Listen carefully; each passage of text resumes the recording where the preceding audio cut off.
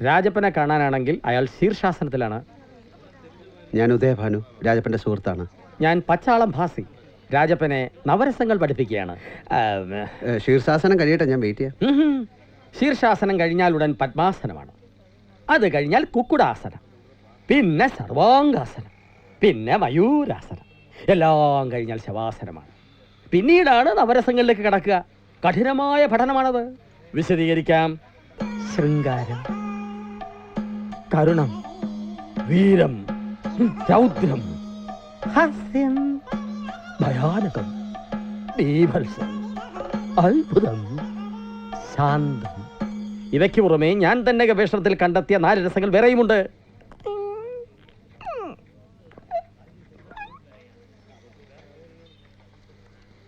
പാഠമധികം, സമയം തുച്ഛം, തടസ്സങ്ങൾ അനുവദനീയമല്ല. ശത്രുവായാലും മിത്രമായാലും. പതഞ്ജലി, ഭരതമുനി, പോയിക്കൊള്ളൂ.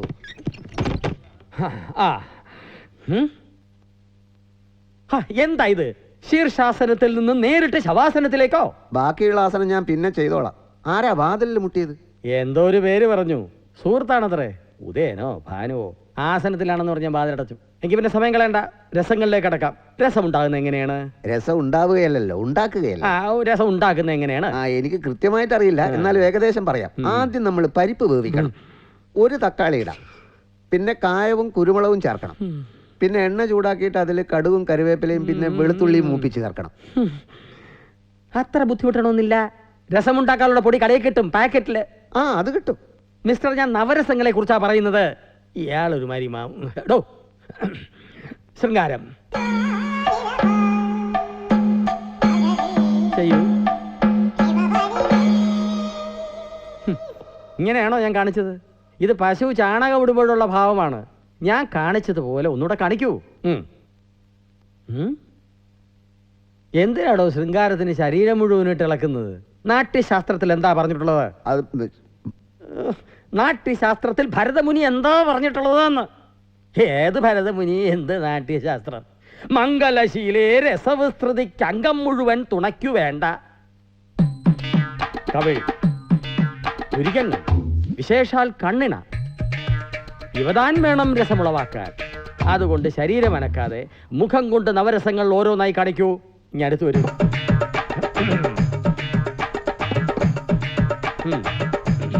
കരുണം ഇതുപോലെ കാണിക്കൂ.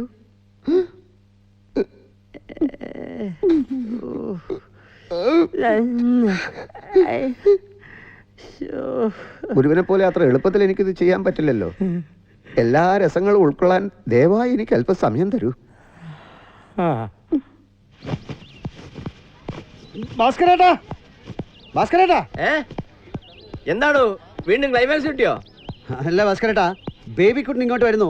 ഇപ്പൊ ഫോൺ ചെയ്തിരുന്നു. ഗോപിക്കുട്ടനോ? ഗോപിക്കുട്ടൻ അല്ല, ബേബിക്കുട്ടൻ, എന്റെ പടത്തിന്റെ പ്രൊഡ്യൂസർ. അവൻ ഇവിടെ എത്തിക്കഴിഞ്ഞു. ഞങ്ങൾക്ക് ഒരുപാട് കാര്യങ്ങൾ ഡിസ്കസ് ചെയ്യാനുണ്ട്. അതുകൊണ്ട് എനിക്ക് ചായ ഉണ്ടാക്കാൻ പറ്റില്ല. ഭാസ്കരേട്ടൻ ഞങ്ങൾക്ക് ചായ ഉണ്ടാക്കി തരണം. അവൻ ഈ സ്ഥലം പരിചയമില്ല. ഞാൻ റോഡിലോട്ട് പോകാം.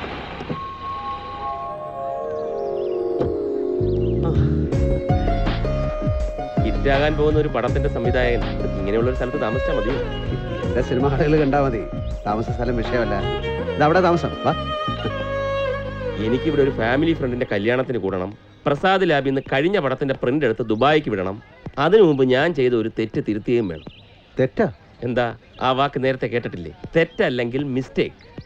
ബേബിക്കുട്ടൻ ആരോട് തെറ്റ് ചെയ്യുന്ന? വാ പറയാം.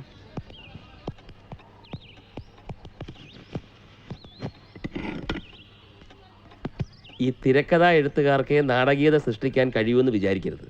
ഒരു നിർമ്മാതാവ് സംവിധായകൻ. ഭാസ്കരേട്ടാ, ഇതാണ് ഞാൻ പറഞ്ഞ. ഓ, മനസ്സിലായി. ഗോപിക്കുട്ടൻ, ബേബിക്കുട്ടൻ, അപ്പുറത്തെ വീട്ടിലെ ഭാസ്കരേട്ടൻ. പെട്ടെന്ന് സുഹൃത്തുക്കൾ വന്നാല് ചായ ഭാസ്കരേട്ടന്റെ വകയാണ്, അല്ല ചായക്കടക്കാരനൊന്നുമല്ല. ഭാസ്കരേട്ടാ, ഞങ്ങൾക്ക് കുറച്ച് ഡിസ്കഷൻ ഉണ്ട്. ഓ, മനസ്സിലായി മനസ്സിലായി. അപ്പൊ എന്താ പറഞ്ഞ? ഒരു നിർമ്മാതാവ്? അതെ, ഒരു നിർമ്മാതാവ് കഥ കേട്ടു. അയാൾക്കത് ഇഷ്ടപ്പെട്ടു. പടം ചെയ്യാൻ തീരുമാനിച്ചു.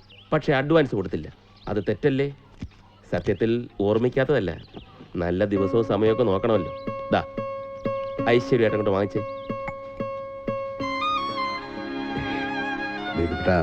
നമ്മള് തമ്മിൽ അങ്ങനെ സൗഹൃദം വേറെ, സിനിമ വേറെ. ഇതങ്ങോട്ട് വാങ്ങും.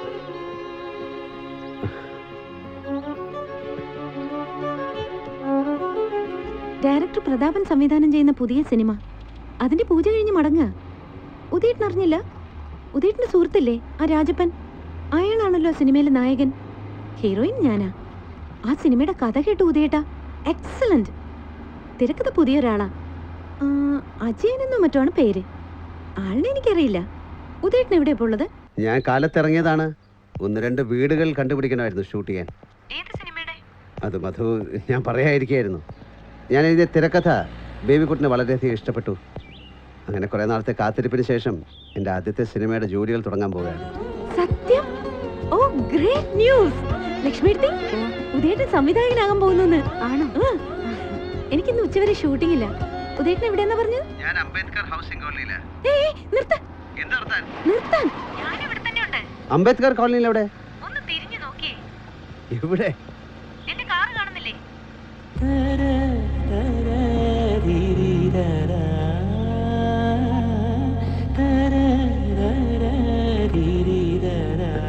അപ്പൊ കാറിന്നാണ് എന്നെ വിളിച്ചത്? അതെ, എന്റെ മേക്കപ്പ് മാന്റെ മോൾക്ക് നല്ല സുഖമില്ല. അവിടേക്ക് പോവാ. ഇത്ര അടുത്ത് നിന്നാ നമ്മൾ സംസാരിക്കുന്നെന്ന് ഞാൻ അറിഞ്ഞില്ല. ഉദയേട്ടനെ പൂജയ്ക്ക് വിളിച്ചില്ലേ? ഇല്ല, ഞാനൊന്നും അറിഞ്ഞില്ല. അല്ലെങ്കിൽ ഒരു അസിസ്റ്റന്റ് ഡയറക്ടറൊക്കെ ആരാ പൂജയ്ക്ക് വിളിക്കുന്നത്? രാജപ്പനെ വിളിക്കാലോ. മറന്നതാവും. പ്രതാപൻ സാർ അയാളെ പിടിച്ച് നായകനാക്കിയതാ കഷ്ടം. അവൻ കുഴപ്പമൊന്നുമില്ല. പഠിക്കുന്ന കാലത്തൊക്കെ പലതവണ അവൻ ബെസ്റ്റ് ആക്ടർ ആയിട്ടുള്ളതാ. ചുമ്മാ 1-2 സിനിമയിൽ ചെറിയ റോളുകൾ ഞാൻ കണ്ടിട്ടുള്ളതല്ലേ. ഇലക്ട്രിക് ഷോക്ക് കൊടുത്താലേ എക്സ്പ്രഷൻ വരാത്ത മുഖം. ഉദയേട്ടന്റെ സിനിമയില് എന്നെ അഭിനയിപ്പിക്കില്ലേ? അത് ആലോചിച്ചിട്ട് മതി. ഉദയേട്ടൻ കാറ് കയറ്. പ്രതാപൻ സാറിന്റെ സിനിമയുടെ കഥ പറയാം. It's A wonderful story.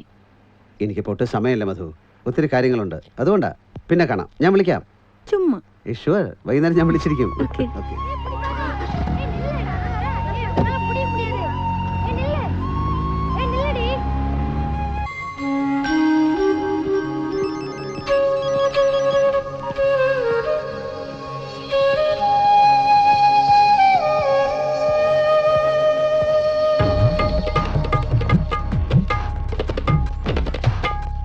ശരി sir. Thank you. Udayan. Sir, തന്നെ ഞാൻ അന്വേഷിച്ചിരുന്നു. എൻ്റെ ഈ പടത്തിൽ വർക്ക് ചെയ്യാൻ പറ്റുമെന്നറിയാം. ഉദയൻ നാട്ടിലായിരുന്നു അല്ലേ? അപ്പൊ പ്രതാപം കാര്യമൊന്നും പറഞ്ഞില്ലേ? ബേബിക്കുട്ടന്റെ അടുത്തവിടെ ഉദയന സംവിധാനം അഡ്വാൻസ് വാങ്ങിച്ചു. Very good. My hearty congratulation. Thank you sir. Thank you. ഏതായാലും വളരെ നന്നായി. എത്ര വർഷത്തെ എക്സ്പീരിയൻസ് ഉള്ള ആളാണ് ഉദയൻ. വെറും ഒരു പടത്തിൽ വർക്ക് ചെയ്ത പരിചയം വെച്ച് നിർമ്മാതാക്കളെ കറക്കാൻ നടക്കുന്ന സംവിധായക പ്രതിഭകളാണ് നാട് മുഴുവൻ. ഉദയൻ ഇപ്പോൾ സിനിമയിൽ വന്നിട്ട് എത്ര വർഷമായി കാണും? 10-12 ഓ മൈ ഗുഡ്നസ്. എന്നിട്ട് ഇപ്പോഴാ ആദ്യമായി. ആരെ തിരക്കഥ? എൻ്റെ ആഗ്രഹമാണല്ലോ സാർ എൻ്റെ സിനിമ. കുറേ കാലത്തെ പരിശ്രമമാണ്. ബേബിക്കുട്ടിന് അതങ്ങ് ഇഷ്ടപ്പെട്ടു. അങ്ങനെയാണ്. Very good, very good. സംവിധായകൻ എഴുതാൻ പറ്റിയാൽ അതാണ് ഏറ്റവും നല്ലത്. പറഞ്ഞ പോലെ രാജപ്പനും ഉദയവാനും സുഹൃത്തുക്കളല്ലേ? രാജപ്പനെ കാണാനായിട്ടാണ് ഞാൻ വന്നത്. അവൻ നായകനായിട്ട് അഭിനയിക്കുന്ന പടമാണല്ലോ ഇത്. രാജപ്പൻ ഇവിടെ ഉണ്ടായിരുന്നല്ലോ.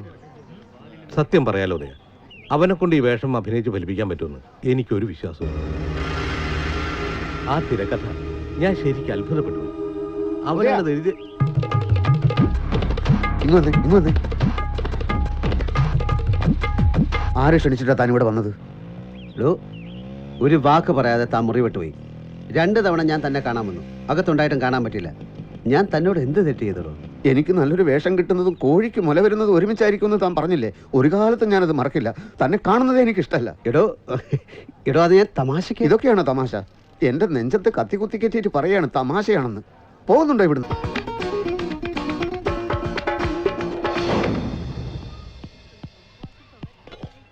ഉദയ, ബേബിക്കുട്ടിനോ? എന്റെ വിറയിൽ ഇതുവരെ മാറിയിട്ടില്ല. ഉദയം ഫിലിം ന്യൂസ് വായിച്ചോ? ഇല്ല, എന്ത് പറ്റി? ആരാണ് ഈ അജയൻ? അജയനോ? സോന ഫിലിംസിന്റെ പുതിയ പടമില്ലേ, അതിന്റെ തിരക്കഥാകൃത്ത്. എനിക്കറിയില്ല, എന്താ കാര്യം? പടത്തിന്റെ റിപ്പോർട്ടും ചില സീനുകളും എല്ലാം ഇതിൽ വന്നിട്ടുണ്ട്. ഉദയന്റെ തിരക്കഥയിലെ അതേ സീനുകൾ, അതേ ഡയലോഗുകൾ. ഉദയൻ ആർക്കെങ്കിലും തിരക്കഥ വായിക്കാൻ കൊടുത്തോ? ഇല്ല, ബേബിക്കുട്ടനല്ലാതെ ഇല്ല, ആരും വായിച്ചിട്ടില്ല. ഇല്ലുദയ, നമ്മൾ ചതിക്കപ്പെട്ടിരിക്കുക, എനിക്ക് ഉറപ്പാ. പക്ഷെ പ്രതാപൻ അങ്ങനെ ചെയ്യൂ.